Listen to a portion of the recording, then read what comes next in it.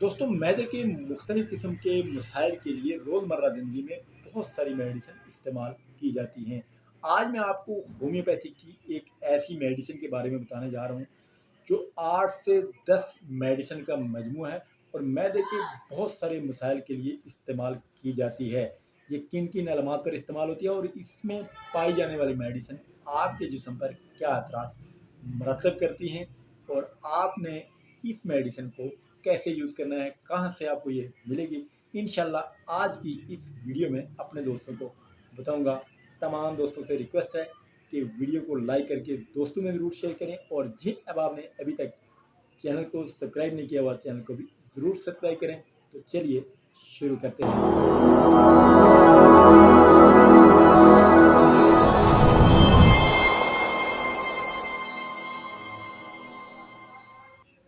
अस्सलामुअलैकुम वरहमतुल्लाहि वबरकातुहू। Again welcome to Hasan homeopathic official YouTube channel. तमाम दोस्तों के लिए खुसूसी तौर पर दुआ है कि अल्लाह ताला सबको सेहत कामला आजला अता करे। दोस्तों बहुत ही इम्पॉर्टेंट आज का टॉपिक है और मैदे के अमराज अक्सर बहुत ज़्यादा लोगों में पाए जाते हैं और मैदे के मसले की वजह से बहुत ज़्यादा लोगों को मुख्तलिफ़ किस्म की बीमारियां भी रोनमा होती रहती हैं। मैदे के मसाइल आजकल के दौर में बहुत ज़्यादा इसलिए हैं कि आजकल बहुत ही कम लोग जो है वो नेचुरल डाइट यूज़ करते हैं। अक्सर बहुत ज़्यादा लोग जो है वो चटपटी, मसालेदार और फास्ट फूड और इस तरह की जो बहुत ज़्यादा चीज़ें इस्तेमाल करने से उनके मैदे में बहुत ज़्यादा मसाइल का अक्सर सामना रहता है लोगों को। और इसके साथ साथ जो कॉन्स्टिपेशन का एक बहुत बड़ा मसला है, वो जब शुरू हो जाता है तो फिर मैदे के मसाइल आहिस्ता आहिस्ता बढ़ना शुरू हो जाते हैं। दोस्तों अगर आप देखते हैं कि आपको मैदे में अक्सर तजाबियत रहती है, गैस्ट्राइटिस प्रॉब्लम रहती है, पेट में दर्द रहता है, इन्फ्लामेशन रहती है, मैदे में अक्सर जख्म बने होते हैं और फिर मुख्तलिफ़ किस्म के टेस्ट कराने पर आपको ये पता चलता है कि आपके मैदे में कोई इन्फ्लामेशन है, जख्म है, एच पाइलोरी बढ़ गया है या फिर इसके साथ साथ आपका हाजमा ख़राब है। तो ऐसी तमाम सिचुएशन के लिए होम्योपैथिक की ये जो डॉक्टर रैकवेज की 5 नंबर मेडिसिन है, बहुत लाजवाब मेडिसिन के तौर पर जानी जाती है और इसको अक्सर लोग बहुत ज़्यादा यूज़ करते हैं। लेकिन याद रहे किसी भी होम्योपैथिक मेडिसिन को इस्तेमाल करने से पहले आपने अपने डॉक्टर से मशवरा ज़रूर करना है। दोस्तों ये बहुत ही इम्पॉर्टेंट होम्योपैथिक मेडिसिन है हाजमे की खराबी के लिए, आपके मैदे की जलन के लिए, आपके सीने की जलन के लिए और अगर आपके मुंह का जायका ख़राब है, आपको बहुत ज़्यादा डकारें आती हैं और इसके साथ साथ आपका पेट फूलना शुरू हो जाता है, जिगर गर्मी करता है, आंतों में हवा भर जाती है और मैदे की झिल्ली पर बहुत ज़्यादा असरात मुरतब हो रहे हैं, तो फिर ऐसी तमाम सिचुएशन को ठीक करने के लिए होम्योपैथी की ये मेडिसिन जिसे डॉक्टर रैकवेज नंबर 5 के तौर पर के नाम से जाना जाता है, इसमें कितनी मेडिसिन शामिल है वो मैं आपको बता देता हूँ और ये एक्शन क्या करती हैं। सबसे पहले इसमें मेडिसिन शामिल है अर्जेंटम नाइट्रिकम। ये तकरीबन 10 मेडिसिन इसमें शामिल हैं और बहुत ही इम्पॉर्टेंट सारी ही होम्योपैथिक मेडिसिन है और ये जो अर्जेंटम नाइट्रिकम है ये बहुत ही बेहतरीन होम्योपैथिक मेडिसिन है। मैदे के मकाम पर होने वाली तकलीफ और ज़ोर ज़ोर से और बार बार अगर आपको बहुत ज़्यादा डकार आते हैं और गैस्ट्रिक प्रॉब्लम बहुत ज़्यादा होती है तो उसके लिए बहुत लाजवाब मेडिसिन जिसे अर्जेंटम नाइट्रिकम के नाम से जाना जाता है। और ये मेडिसिन इसमें 6 पोटेंसी में D6 पोटेंसी में शामिल है R नंबर 5 में। इसके साथ साथ अगली मेडिसिन है इसमें नेक्स्ट वामिका। अगर आपको बहुत ज़्यादा गैस्ट्राइटिस प्रॉब्लम है, चिड़चिड़ापन हो जाता है, पसलियों के नीचे दर्द होता है, तंबाकू के इस्तेमाल से आपका मैदा ख़राब है, तजाबियत है, खट्टी डकारें हैं और अगर आपको कब्ज़ बहुत ज़्यादा रहती है तो फिर ये मेडिसिन आपके लिए है और ये बहुत ही लाजवाब मेडिसिन नेक्स्ट वामिका इसमें D6 पोटेंसी में शामिल है। इसके साथ साथ अगली मेडिसिन है लाइकोपोडियम।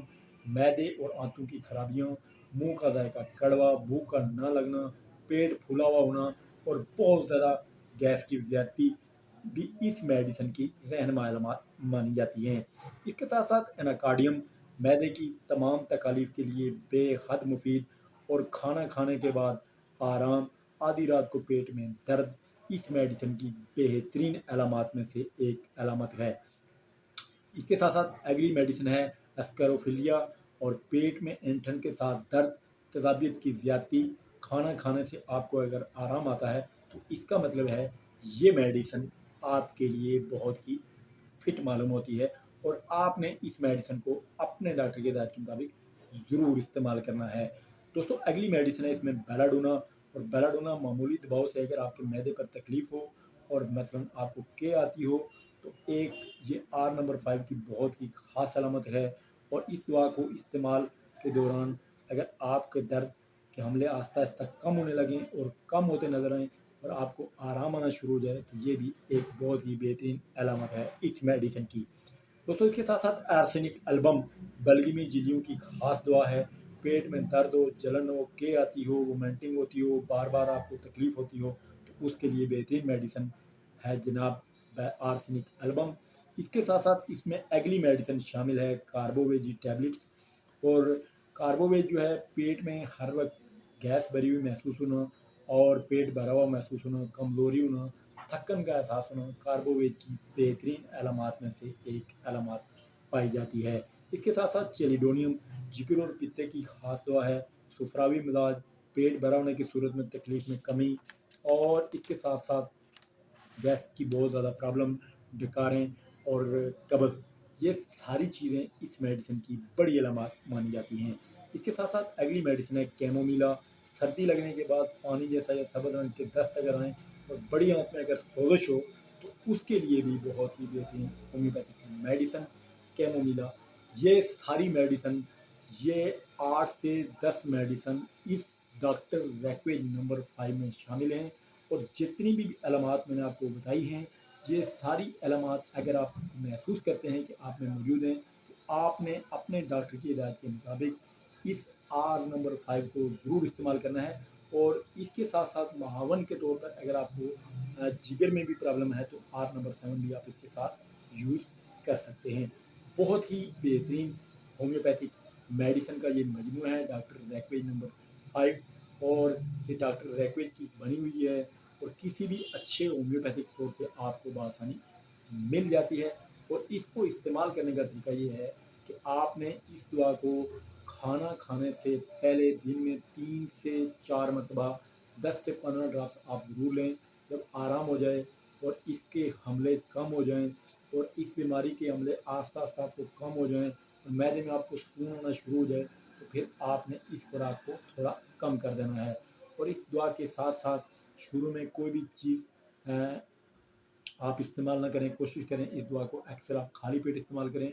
उसके बाद जब 10 से 15 दिन के बाद आप इसको खुराक को कम करें और फिर इसके साथ साथ 1 महीने के बाद इसकी खुराक को आप मज़ीद कम करते जाएँ। अगर जिगर में भी आपको प्रॉब्लम है तो आर नंबर 7 के साथ ज़रूर इस्तेमाल करें। चिकनाई, तली हुई चीज़ों से परहेज़ करें, तम्बाकू नोशी से परहेज़ करें और शक्कर का इस्तेमाल कम करें। दोस्तों अगर जिगर ख़राब हो तो R7 ज़रूर इसके साथ इस्तेमाल करें। इंशाल्लाह आप देखेंगे कि आपको बहुत जल्द फ़र्क पड़ना शुरू हो जाएगा और आपको आराम आना शुरू हो जाएगा और आपके जितने भी ये मसाइल हैं आहिस्ता आहिस्ता रिकवर होना शुरू हो जाएंगे और आपको मुकम्मल तौर पर आराम आ जाएगा। उम्मीद करता हूँ मेरी वीडियो तमाम दोस्तों को बहुत ज़्यादा पसंद आई होगी। इंशाल्लाह नेक्स्ट वीडियो में फिर मुलाकात होगी। अल्लाह ताला हम सबका हामी नासिर हो। अस्सलामु अलैकुम वरहमतुल्लाहि वबरकातुहू।